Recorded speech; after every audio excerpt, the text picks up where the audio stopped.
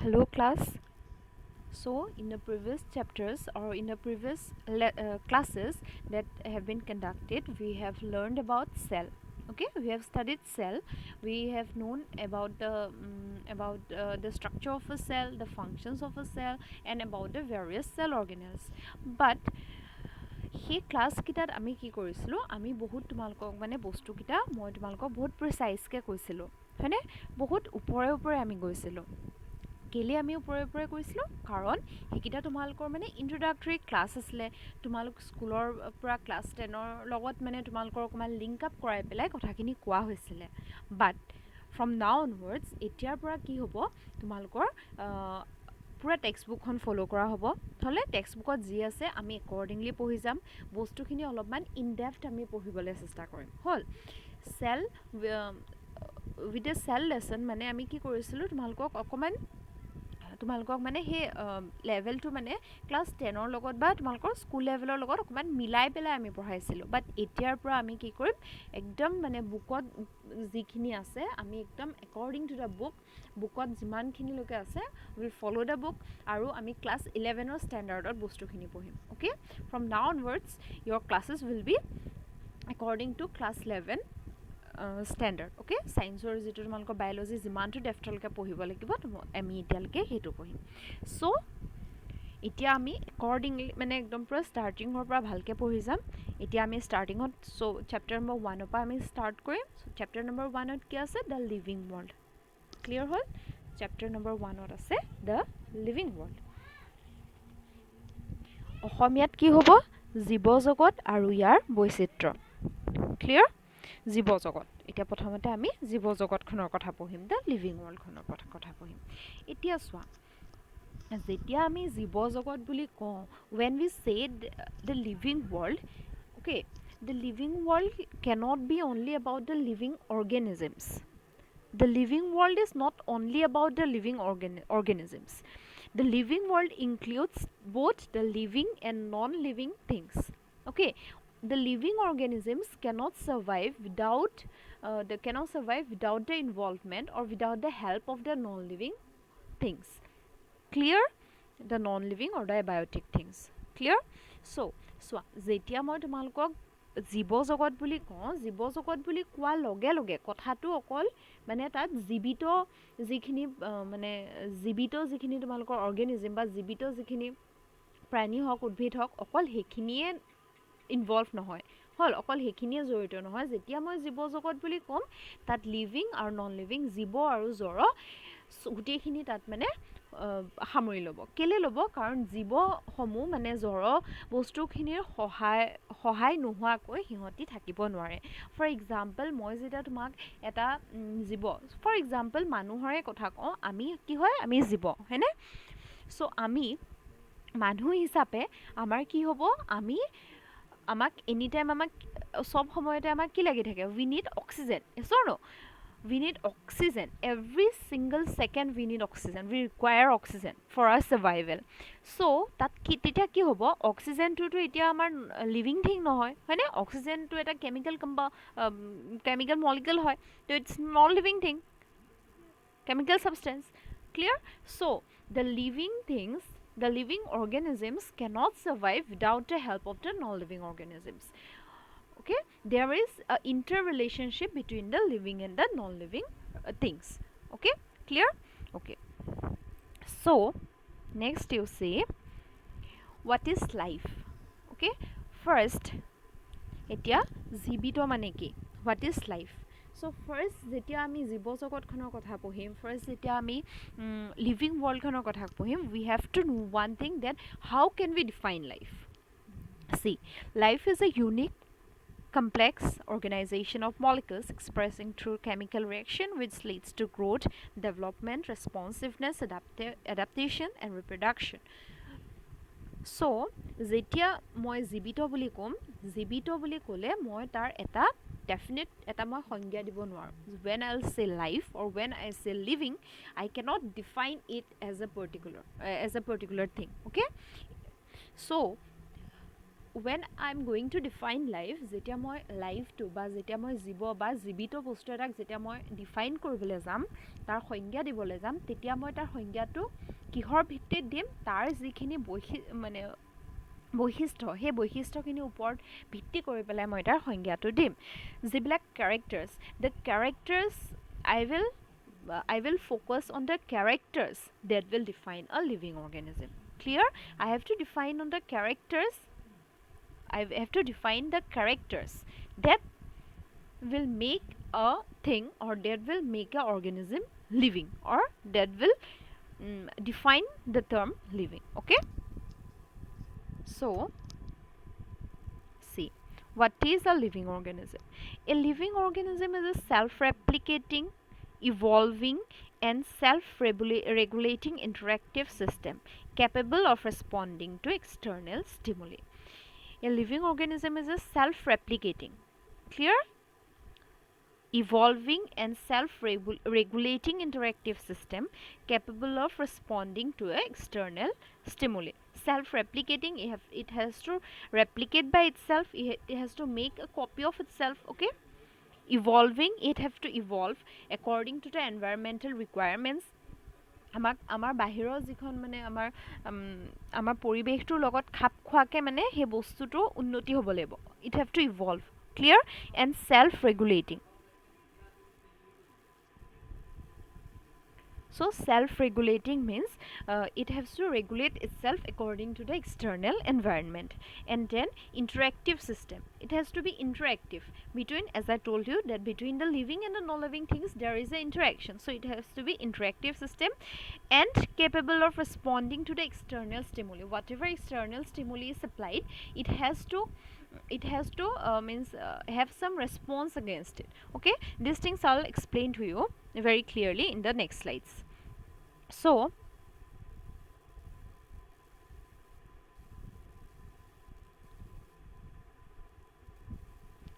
look here. So what were the characteristics of life?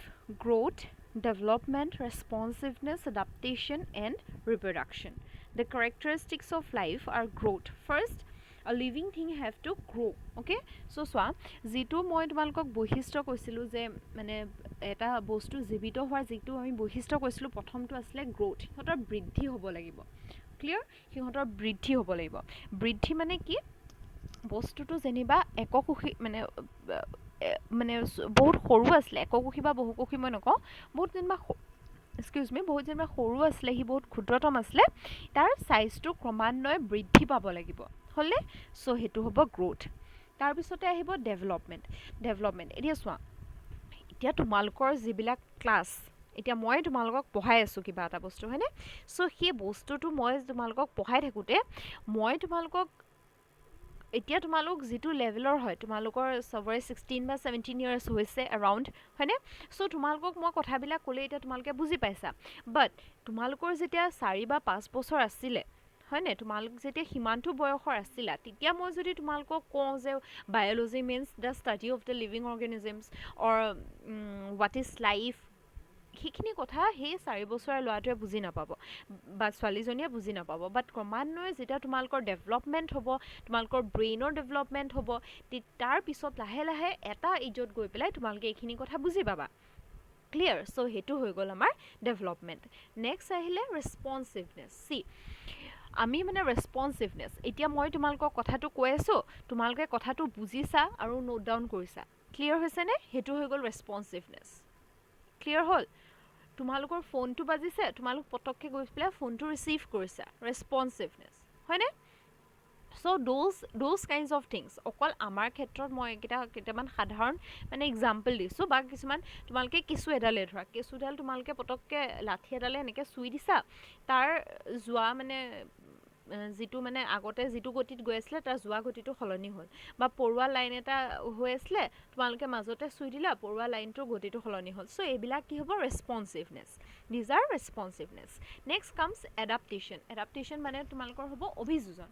So' adaptation মানে কি? যিটো আমাৰ এক্সটাৰ্নেল এনভাইৰনমেণ্ট, যিটো আমাৰ মানে বাহিৰৰ যিটো আমাৰ পৰিৱেশ সেই পৰিৱেশৰ লগত মানে জীয়াই থাকিবলৈ আমাৰ কি হ'ব লাগিব আমি পৰিৱেশৰ লগত খাপ খাবলৈ মানে আমাৰ তেনেকুৱাকৈ মানে আমাৰ ফাংচনটো হ'ব লাগিব ফৰ এক্সাম্পল এতিয়া বহুত গৰম হয়নে লাহে লাহে আমাৰ কি হৈছিলে গ্ল'বেল ৱাৰ্মিং বাঢ়ি আহি আছিলে চ' সেই গ্ল'বেল ৱাৰ্মিঙত ইমান যেতিয়া মানে আমাৰ গৰমটো বেছি হৈ আহিছিলে সেই বেছি গৰমত আমাৰ জীয়াই থকাকৈ মানে আমাৰ বডি টাইপটো চেঞ্জ হৈছিলে বা ধৰি লোৱা যিবিলাক প্লাণ্টছ আছিলে বহুত ছফ্ট প্লাণ্টছ ইহঁতিও মানে নিজৰ কি ক'ম এতিয়া নিজৰ মানে structures change কৰিছিলে নিজৰ ফাংচনছবিলাক চেঞ্জ কৰিছিলে চ' দ'জ আৰ এডাপ্টেশ্যন এতিয়া তোমালোকে দেখিছা গৰম হৈছে সাপ চাপবোৰ ওলাই আহে হয়নে ঠাণ্ডা দিনত কি হয় সিহঁতি গাঁতত সোমাই যায় দ'জ আৰ এডাপ্টেশ্যন বিকজ সেই ঠাণ্ডা যিটো মানে সেই ক'ল্ড ক্লাইমেটত সিহঁতি ছাৰ্ভাইভ কৰিবলৈ সিহঁতৰ দিগদাৰ হয় কাৰণে সিহঁতি কি কৰে গাঁতৰ ভিতৰত সোমাই যায় আৰু সিহঁতি ইনএক্টিভ থাকে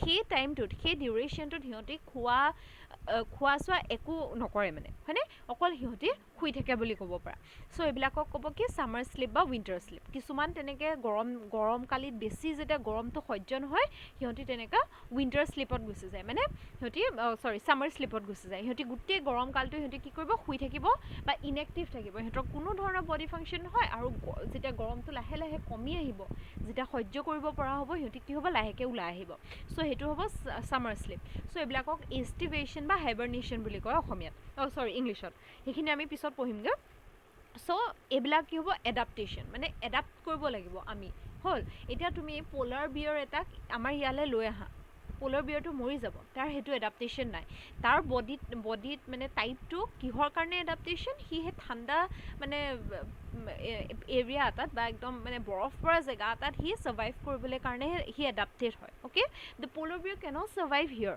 in our climate in our climatic type the polar bear cannot survive why because his body type is made to survive in the cold regions the cold areas where there is snowfall and the temperature is very cold clear so ইয়াৰ যেনিবা আমাৰ ইয়াৰ গৰমৰ বা আফ্ৰিকাৰ কিবা এটা animal নি পেলাই তুমি আৰ্কটিক বা এণ্টাৰ্কটিক ৰিজনত এৰি দিয়াগৈ where it's very cold তেনেকুৱা এটা জেগাত যদি তোমালোকে এৰি দিয়াগৈ it will not survive it will die কিয় because that particular organism is made to survive in the hot climate clear so these are the types of adaptations next comes reproduction so progenon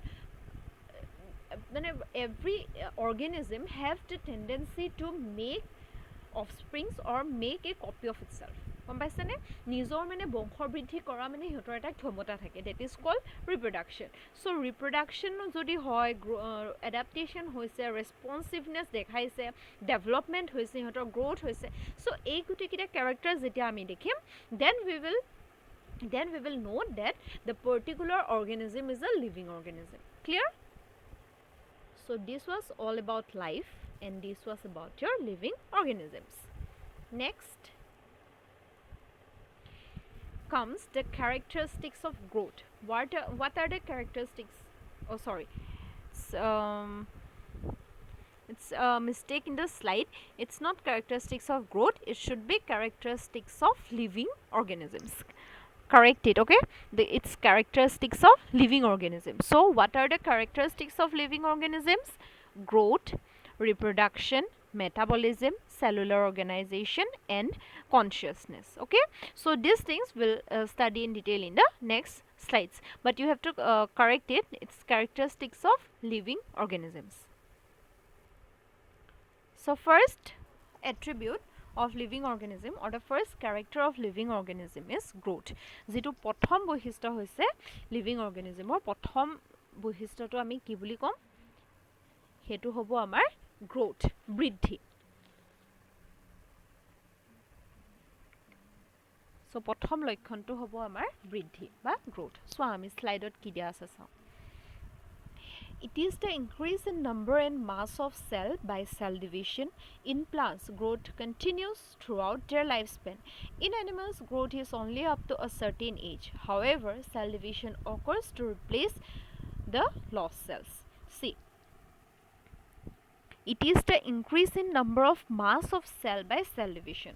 So, growth মানে কি সেলৰ বা কোষৰ সংখ্যাটো বৃদ্ধি হোৱাটো ক'ব আমাৰ গ্ৰোথ মানে কোষ এটা কোষ আছিলে হেতু বিভাজিত হৈ পেলাই যেতিয়া আমাৰ এটাৰ পৰা বহু কোষ হৈ যাব হেতু ক'ব আমাৰ গ্ৰোথ আৰু লগতে কি হ'ব মাছটো তাৰ বৃদ্ধি হ'ব গম পাইছেনে তাৰ সাইজটো ডাঙৰ হ'ব মানে হল তো হেতু হ'ব আমাৰ গ্ৰোথ তাৰপিছতে দিছে যে প্লান্টছৰ ক্ষেত্ৰত উদ্ভিদৰ ক্ষেত্ৰত কি হ'ব গ্ৰোথটো সিহঁতৰ থ্ৰুআউট লাইফ টাইম মানে গ্ৰোথটো চলি আহিব মানে সিহঁতৰ গোটেই লাইফ টাইমত গোটেই মানে জীৱনকালটোত আমি গ্ৰোথটো দেখা পাম বাট এনিমেলছৰ ক্ষেত্ৰত কি হ'ব হেতু ক'ব কি ইনডেফিনিট গ্ৰোথ হলে বাট এনিমেলছৰ ক্ষেত্ৰত ইনডেফিনিট নহয় ইনডিটাৰমিনেট গ্ৰোথ বাট এনিমেলছৰ ক্ষেত্ৰত কি হয় up to a certain age আমাৰ গ্ৰোথ দেখা যায় ইউজুৱেলি আপ টু পিউবাৰ্টি হয় হল এনিমেলছৰ ক্ষেত্ৰত usually up to the pubertal stage growth দেখা যায় আৰু হেতুক কি বুলি ক'ব ডিটাৰমিনেট গ্ৰোথ বুলি কয় বাট যেতিয়া কোনোবা এটা সেল ডিষ্ট্ৰয় হয় বা কোনোবা এটা সেলৰ যেনিবা ডেথ হয়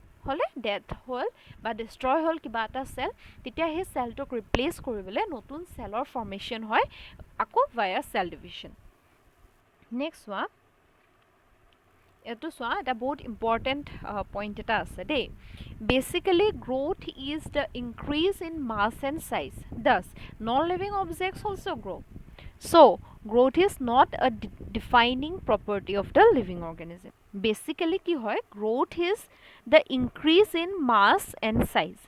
Well, but non-living objects also grow. Growth মানে কি increase in mass and size. তাৰ সাইজটো ডাঙৰ হোৱা আৰু তাৰ মাছটোৰ weight টো বাঢ়ি যোৱাটোকে আমি growth বুলি ক'ম but যিবিলাক নন লিভিং বস্তু থাকে ফৰ এক্সাম্পল ইয়াত তোমালোকৰ পিকচাৰ এটা দিয়া আছে এটা পাহাৰ বা পৰ্বত এটাৰ হয়নে এই এনেকুৱা মাউণ্টেইনছবিলাকত কি হয় সিহঁতৰ একুমুলেশ্যন হয় গোট খায় মাটি চাটি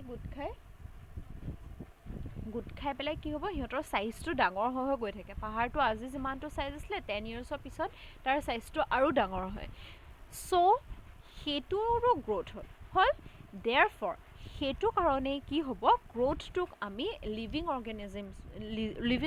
অৰ্গেনিজমৰ এটা ডিফাইনিং কেৰেক্টাৰ বুলি কনচিডাৰ কৰিব নোৱাৰোঁ ক্লিয়াৰ হ'লনে because of the fact that the non-living things also show growth so growth cannot be considered as a defining character of the living beings clear so eto mono rahiba tumaleke বাকি কিটা গুটে কিটা হয় defining character of living beings যিকিটা তোমালকে চাৰ্টত পালা বাট গ্ৰোথটো আমি defining character বুলি কনসিডাৰ কৰিব নোৱাৰো কেলে নোৱাৰো ৰিজনটো ইয়াত আছে সো মনত ৰাখিবা এটো দেই নেক্সট আহিব তোমালকৰ ৰিপ্ৰডাকশন we all know what is reproduction to অসমীয়াত কি বুলি ক'ব প্ৰজনন বুলি ক'ব it is the production of progeny having features similar to those of parents organism reproduce asexually and sexually in unicellular organism growth and reproduction are same because they reproduce by cell division in unicellular so this thing is written twice many organisms do not reproduce for example mules worker bee infertile human couples etc hence reproduction is not a perfect defining property of living organisms clear see here so what is reproduction it is the production of progeny having features similar to those of parents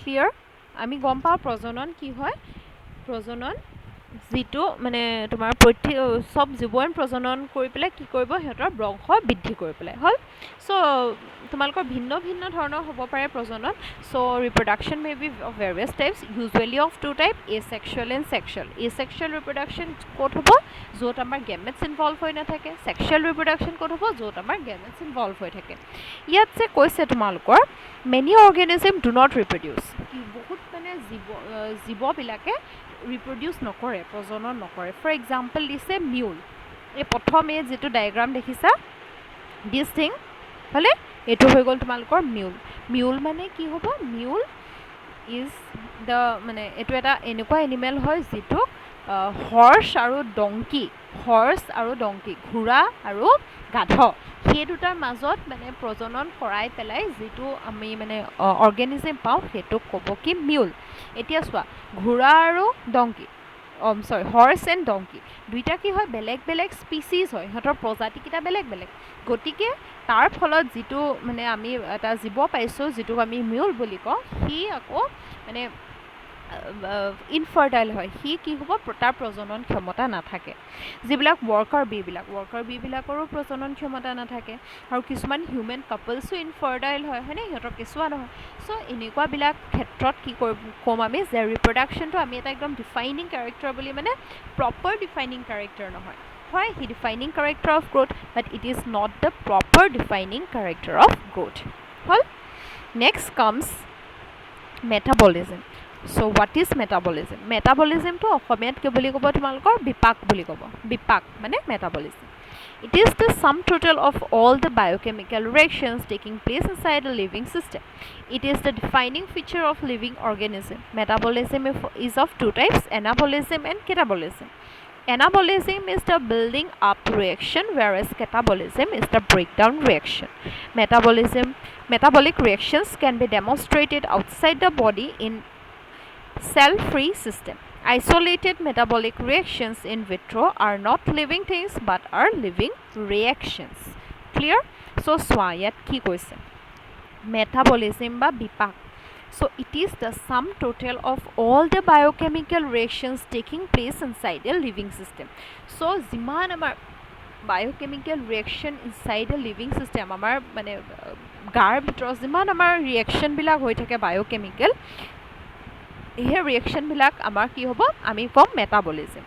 এতিয়া মেটাবলিজমটো এটা proper defining feature হয় of living organism. Metabolism বা বিপাক দুই ধৰণৰ থাকিব পাৰে। এটা ক'ম আমি উপস্থিতি, যিটো হ'ব এনাবলিজম, আৰু আনটো হ'ব অপস্থিতি, যিটো হ'ব কেটাবলিজম। এতিয়া উপস্থিতিটোত কি হয়, it is the building up reaction. উপস্থিতিটোত কি হ'ব, বিল্ডিং আপ ৰিয়েকশ্যন। ডায়েগ্ৰামটো দেখিছানে? এইবিলাক সৰু সৰু কিছুমান মলিকিউলছ আছিলে, উইথ দ্য এনাৰ্জি ইউজ কৰি পেলাই সেইটোক আমি এটা ডাঙৰ মলিকিউল বনাই দিলোঁ।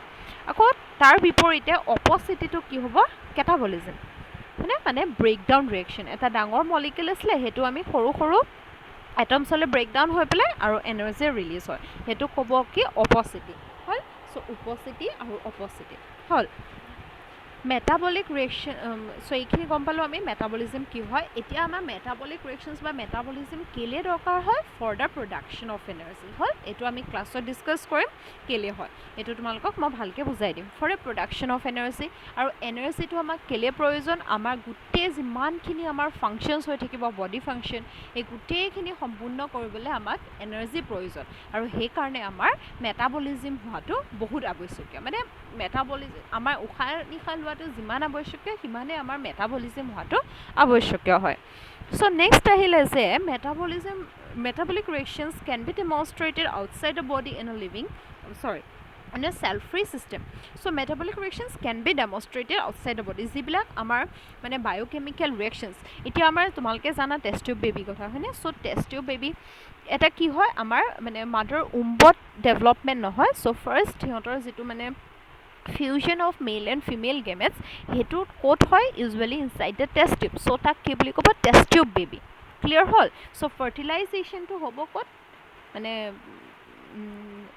যোজন মানে ক'ত গঠন হ'ব, যিটো আমাৰ জাইগোটটো ক'ত ফৰ্ম হ'ব, যোজন কোষটো ক'ত ফৰ্ম হ'ব, inside the test tube. Therefore it is known as the test tube baby. Similarly মানে তেনেকুৱা ধৰণৰ some of the biochemical reaction, যিবিলাক আমাৰ গাৰ মানে বডিৰ ভিতৰত চলি থাকে, হ'লে চ' সেই বায়োকেমিকেল ৰিয়েকশ্যন কিছুমান কি হয়, আমি কিন্তু লেবৰেটৰী কৰিব পাৰোঁ। আমি লেবৰ ভিতৰত তেনেকুৱা মানে এটা যিটো আমাৰ বডি টেম্পাৰেচাৰ, সেই তেনেকুৱা পাৰফেক্ট মানে অপটিমাম টেম্পাৰেচাৰটো আমি ছেট কৰিব লাগিব, আৰু যিবিলাক আমাৰ মানে অপটিমাম কণ্ডিশ্যনছ, ফিজিঅ'লজিকেল কণ্ডিশ্যনবিলাক আমি তেনেকুৱা প্ৰপাৰলি ৰাখি পেলাই আমি কিছুমান আমি ৰিয়েকশ্যন ঘটাব পাৰোঁ মানে। হ'লে এতিয়া ইনচুলিনটো ইউজুৱেলি সেইটো আমাৰ বডিৰ ভিতৰত হয়, বাট কিছুমান ইনচুলিন আমি চিন্থেটিকেলি আউটছাইড দ্য বডিও আমি চিন্থেচাইজ কৰিব পাৰোঁ। ক্লিয়াৰ?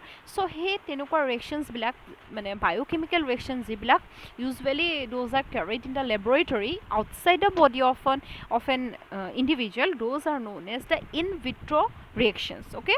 আৰু যদি বডিৰ ভিতৰত হয়, এইটো ক'ব in vivo' reaction, VIVO, in vivo' and in vitro', two terms. So' isolated metabolic reaction in vitro are not living things but are living reactions. Reaction kita biochemical hoy, bio mane from biology, হয় নে, living organism.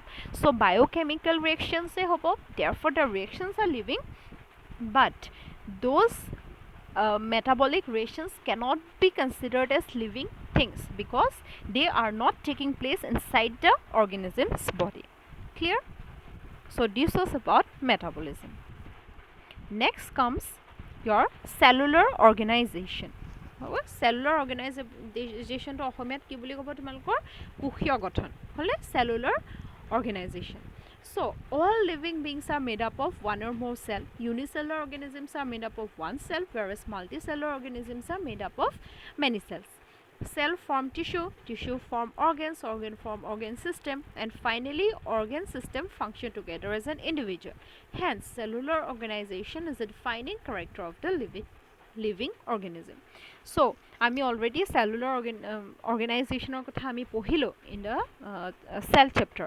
তাত আমি কি গম পালো যে যিমানখিনি আমাৰ জীৱিত মানে যিমানখিনি আমাৰ জীৱ আছে গোটেই জীৱখিনি আমাৰ কোষেৰে গঠিত হয়নে all the living things are made up of cells. So cell are the structural and functional unit of life. Clear? So life বস্তু এটা লাইফ জীৱ বা বস্তু এটা জীৱিত হ'বলৈ হ'লে তাত কোষ থাকিবই লাগিব হি কোষেৰে গঠিত হ'বই লাগিব so all the living beings are made up of one or more cells যদি এটা কোষে যদি গোটেই অৰ্গেনিজমটো ডিফাইন কৰিছে তেতিয়াহ'লে হেতুক আমি কম ইউনিচেলুলাৰ হয়নে এককোষী আৰু যদি এটা অৰ্গেনিজমৰ বডিত এটা অৰ্গেনিজমৰ ভিতৰত যদি বহুত কোষ থাকে তেতিয়াহ'লে তাক আমি কি বুলি কম বহুকোষী if an organism is made up of many cells then we'll call it as a multicellular organism. Clear? Etia when similar cells come together and function as a unit then we'll call it as tissue. When similar tissue function as a unit then we'll call it a organ. When similar organ function as a unit we'll call it a organ system, and then when various organ system function together it is considered as a individual. So একেখিনি কোষে যেতিয়া একেলগে কাৰ্য কৰিব হেতুক আমি হিহতি এটা কলা সৃষ্টি কৰে যেতিয়া একে কলাখিনি একেলগে কাৰ্য কৰিব অংগ এটা সৃষ্টি হয় যেতিয়া একে অংগখিনি একেলগে কাৰ্য কৰিব হেতু অংগতন্ত্ৰ হয় আৰু যেতিয়া কেইবাটাও অংগতন্ত্ৰ একেলগে কাৰ্য কৰিব তেতিয়া হলে এটা ইন্ডিভিজুৱেল বা এটা জীৱ সৃষ্টি হয় হলে সো ইয়াত চোৱা তোমালকে ডায়াগ্ৰামটোত এটো এটা ইন্ডিভিজুৱেল আছে মানুহ এটা আছে তাৰ পিছতে আছে সিস্টেম মানে অৰ্গান সিস্টেম হলে অৰ্গান সিস্টেম বিলাকৰ ভিতৰত আমি ভেৰিয়াছ অৰ্গানছ পাওঁ তাৰ পিছতে হেব অৰ্গানৰ ভিতৰত আমি ভেৰিয়াছ টিস্যুজ পাওঁ আৰু টিস্যু ফাইনালি আমাৰ কোষবিলাকে বা সেলছে গঠিত বা ফৰ্ম হয় তেনেকৈ সেম প্লান্টছৰ ক্ষেত্ৰতো ফাৰ্ষ্ট সেল অৰ্গেনেল বিলাকে আমাৰ এটা সেল কনষ্টিটিউট কৰে হয়নে ঢেৰখিনি সেলে একেলগে আমাৰ টিস্যু বনালে ঢেৰ টিস্যুৱে আমাৰ এটা অৰ্গেন বনালে ঢেৰ অৰ্গেনে এটা অৰ্গেন সিস্টেম বনালে আৰু ফাইনালি এটা অৰ্গেনিজম হ'ল so this was about the cellular organization So আমি এটা কি গম পালো যে cellular organization is a defining character of a living organism. Clear? Next, lastly, consciousness মানে কি চেতনা হল ইয়াত কি দিয়া আছে চাও awareness of an organism to its surrounding and response to the external stimuli physical, chemical or biological. Consciousness is the defining character of living organism. Humans have an additional characteristics of self-consciousness. See, awareness of the organism to its surroundings and response to external stimuli is known as consciousness. Awareness of an organism to its surroundings and response to external stimuli.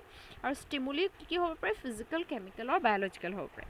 So yat je tumalkor diagram dia ase prothom jetu diagram ase etu ki tumalke sini paisa ne Mimosa putida boli koy tar scientific name to Mimosa putida English ot etu ki boli kobo English ot koy touchpinot Ohomiyat ki koy lajuki bon hene sui dia loge loge ki hoy patkita jap khai jay. That is a kind of consciousness, responsiveness. Clear? Ami sui dia loge loge pattu je jap khai gol a kind of consciousness. Hetu eta example. Buji palane what is consciousness? Hol etia yat ki hol ami je tak sui dilo touch hone ami tak touch korilo he touch to eta ki hobo stimuli physical stimuli ami tak sui diso so he eta stimuli paise stimuli eta hole signal eta paise aru logalok he jap khai goise. Clear? তেনেকে তলত আছে এখন hot এখন PAN আসলে হ'লে গৰম টাৱা এখন আছিলে, টাৱাখন তুমি যেনিবা পটককৈ হাতেৰে চুই দিয়া, তুমি পটককৈ হাতটো আঁতৰাই দিয়া, কনচিয়াছনেছ হয়নে? সেইটো আমি কি কৰোঁ, পটককৈ চুই দিলোঁ, আমি গৰমটো যে অনুভৱ কৰিলোঁ, পটককৈ আমি হাতখন আঁতৰাই দিলোঁ।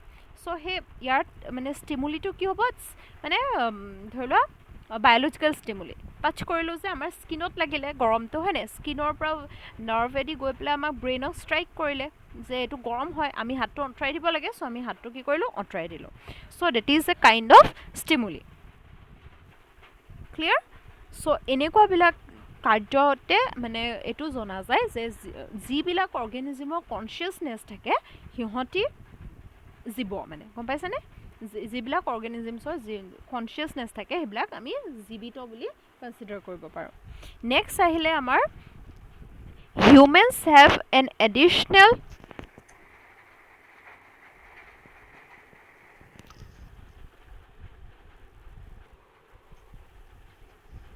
So, humans have an additional characteristics of self-consciousness.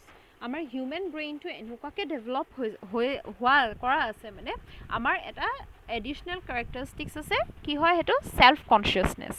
আমি উই আৰ মানে আমাৰ সেইটো আছে মানে হয় নাই, চেল্ফ কনচিয়াছনেছ, আমি কনচিয়াছ হৈ থাকোঁ। ছাপ'জ মই এতিয়া তোমালোকক পঢ়াইছোঁ, পঢ়োৱাৰ পিছত তোমালোকে যেনিবা ভালকৈ ভিডিঅ'টো চাই পেলাই নোট ডাউন কৰিছা, সেইটো তোমালোকৰ চেল্ফ কনচিয়াছনেছ যে মই ভিডিঅ'টো চাই পেলাই I have to study the lesson, I have to go' through the book and I have to make the question answers হয়নে? চ' সেইটো তোমালোকে জানা যে সেইটো কৰিলে মোৰ ভাল হ'ব, ডেট ইজ চেল্ফ কনচিয়াছনেছ হ'ল। যেনিবা তোমালোকে ভিডিঅ'টো নাচালা, মানে ভালকৈ মন দি নাচালা, তাৰ পিছৰ কামখিনি তাৰপৰা কুৱেশ্যন বাচিব লাগে বা লেচনটো U have to go' through once, সেইখিনি আমি যেনিবা ভালকৈ নাচালোঁ, সেইটো আমি জানো যে সেইটো আমাৰ কাৰণে বেয়া, that is also' self consciousness হ'লে। চ' সেই ভবা শক্তিটো যে এইটো কৰিলে মোৰ ভাল হ'ব, এইটো কৰিলে মোৰ বেয়া হ'ব, সেই ভবা শক্তিটো কি হ'ব, আমাৰ হিউমেনৰ ক্ষেত্ৰত আছে। ক্লিয়াৰ হ'ল? So' that is known as self consciousness. So' এতিয়া আমি কি পালোঁ, growth, reproduction, metabolism, cellular organization and consciousness, এই 5টা কেৰেক্টাৰ্ছ হৈছে আমাৰ defining properties or defining characteristics of living organism. ইয়াৰে ভিতৰত যিটো আমাৰ ফাৰ্ষ্ট কেৰেক্টাৰিষ্টিক্সটো আছিলে গ্ৰ'থ, যিহেতু because of the fact that growth is also' seen in case of non living things, যিহেতু গ্ৰ'থ বা বৃদ্ধি আমি জড় বস্তুৰ ক্ষেত্ৰতো আমি দেখা পাওঁ, গতিকে আমি গ্ৰ'থটোক এটা লিভিং কেৰেক্টাৰ বুলি কনচিডাৰ কৰিব নোৱাৰোঁ। আৰু বাকীকেইটা কি হ'ব, আমাৰ defining character of living organisms বুলি আমি কনচিডাৰ কৰিব পাৰোঁ। আকৌ তাতো এটা এক্সেপশ্যন আছে কি, ৰিপ্ৰডাকশ্যনটো আমি প্ৰপাৰ ডিফাইনিং কেৰেক্টাৰ বুলি কনচিডাৰ কৰিব নোৱাৰোঁ। So' this was about the living world হ'লে মানে লিভিঙৰ characteristics, this was about the characteristics of the living organisms. In the next part of the chapter will learn about the classification and other things of the lesson. Okay, so you have to go through this part and you have to write all the short question and answers of this part.